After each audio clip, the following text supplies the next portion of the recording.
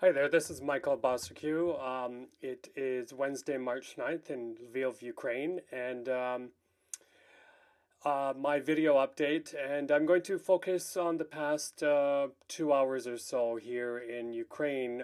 We've just got word of a massively powerful missile strike from the Russian side on a hospital, maternity, and women's ward in Mariupol. Uh, it's hard to find the words right now. This is unspeakable crime. What I can tell you from just reviewing video and still footage from the site posted on Telegram, it was a very powerful bomb that left a huge crater, enough for perhaps two men or more to stand head to toe above each other. It's complete destruction. I mean, it looks like an Armageddon. Burnt down trees, cars on fire, all the windows blown out. It's a big hospital. The video began to show, before it got cut off, what appeared to be patients and staff being assisted out of the facility, clearly in a state of shock. Another video showed upper floors. Again, total destruction. A man asking for survivors. He didn't hear anything. It does look like the staff and the patients may have been evacuated either to lower floors, to a bomb shelter, or to another site. But it's still early hours, but that doesn't matter. This is a crime of immense proportions, and it is not the first healthcare facility to be struck in this war, which is now going into its 14th, almost 15th day. So that is the news from here that I'll end on for my update. There's much more on my blog at michaelbociurkiw.com on the blog site section of the website. I've also posted some video there, but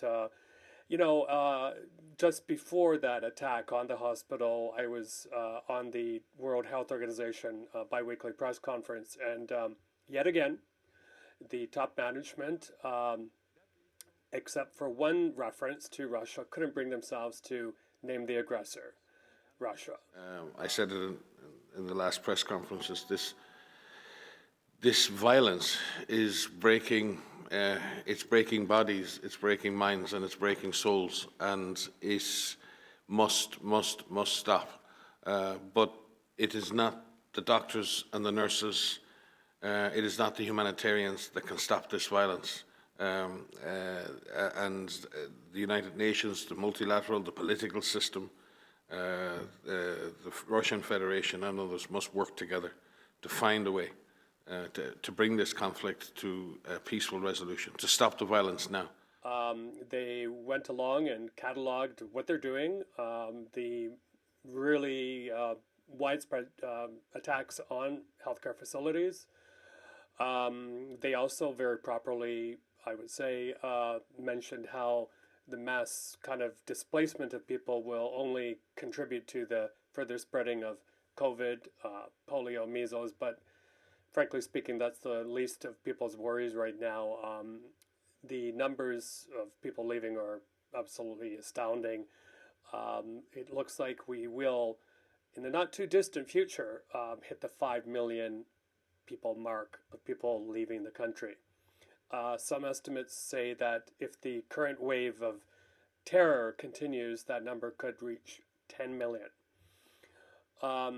Tomorrow, if it's still on, Ukraine's foreign minister Dmytro Kuleba is due to fly to Turkey, to Antalya, to meet with the Russian foreign minister Lavrov. These talks will be brokered by Turkey. But it looks like, well, it doesn't look like. Expectations are actually very low. And the reason for that is Russia is putting forth preconditions that no Ukrainian government or no Ukrainian president could ever meet. And this includes recognizing Crimea, which was illegally annexed in 2014 as Russian territory, recognizing the Russian thugs in the so-called LNR and DNR, Donetsk and Luhansk. Also, it would one of their conditions commits Ukraine to not joining NATO or other international blocs. And I'm told there's a fourth unofficial condition where the Russians would be able to install a puppet prime minister. One of the names being thrown around is Mr. Bociurkiw, who is an associate of ousted President Viktor Yanukovych. He is here in Ukraine and part of a pro-Russian party.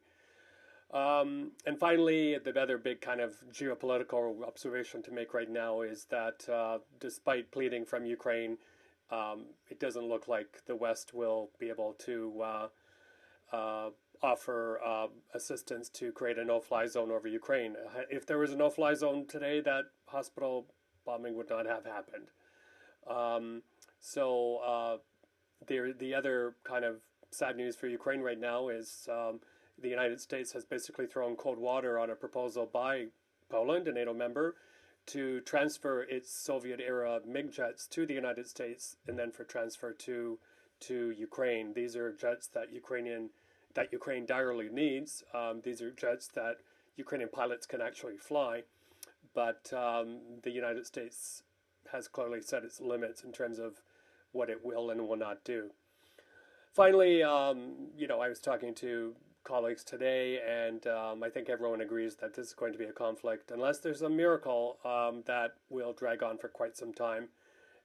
Meanwhile, the death toll goes up, the number of people fleeing goes up, the amount of destruction of buildings, including that that hospital in Mariupol, will continue to happen. So finally, today is the birth date of Taras Shevchenko, a very, very important figure in the kind of Ukrainian psyche, Ukrainian literature, Ukrainian history, someone who passionately advocated in his poems and his songs and his artwork for a free and independent Ukraine. So I think a lot of Ukrainians, not only here but around the world, are thinking of Taras Shevchenko's words today. And I posted quite a moving photo on my website today in the update of a bust of Shevchenko looking down on a totally destructed part of eastern Ukraine that was bombed out recently. So a very emotional and sad day today, and I urge you to do what you're doing to open the world's eyes, open the eyes of policymakers to what's going on here.